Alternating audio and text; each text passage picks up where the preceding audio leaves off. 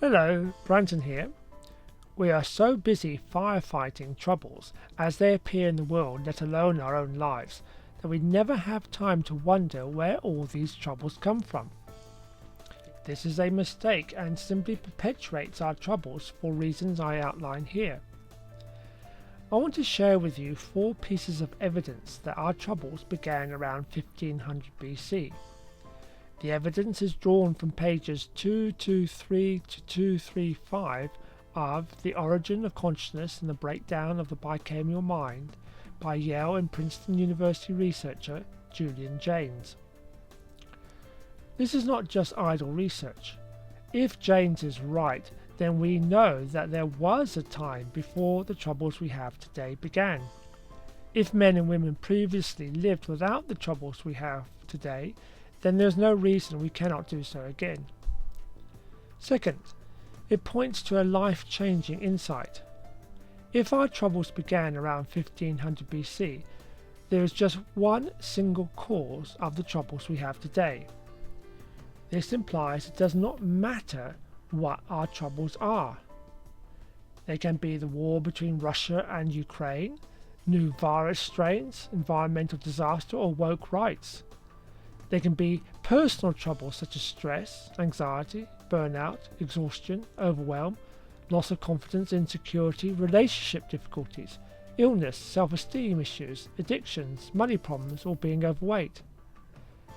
If there is one single cause to all these troubles, then suddenly there is an alternative to firefighting. Instead of waiting for the next trouble to hit us, what if we simply focus on removing this single cause?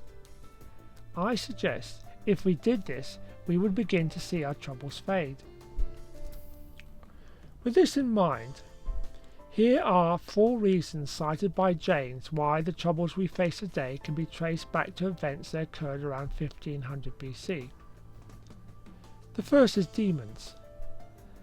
Before 1500 BC, there is no mention of demons in literature. The vast majority of cuneiform tablets of the time are just dry, very matter-of-fact inventories of goods. This all changes after 1500 BC when, as Jaynes puts it, the air in Mesopotamia becomes black with demons as a piece of rotting meat with flies. The flies are so thick that healing becomes exorcism. The library of Ashurbanipal near Nineveh contains thousands of cuneiform tablets for exorcism, a practice unheard of before 1500 BC. Here is a statue of Pazuzu, the monstrous wind demon. He, along with evil Croucher, the horrible Asapa demons, and countless others, bring afflictions of every kind.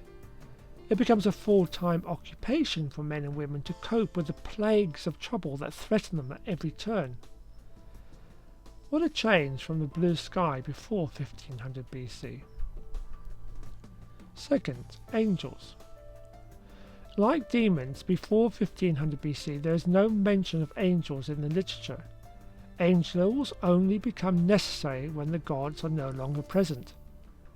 As the gods are seen to have retreated into the sky, angels need wings to act as messengers between them and the abandoned men and women on earth. 3. Prayer.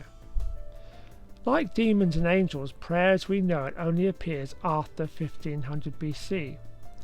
It is when the themes of religions are sounded for the first time.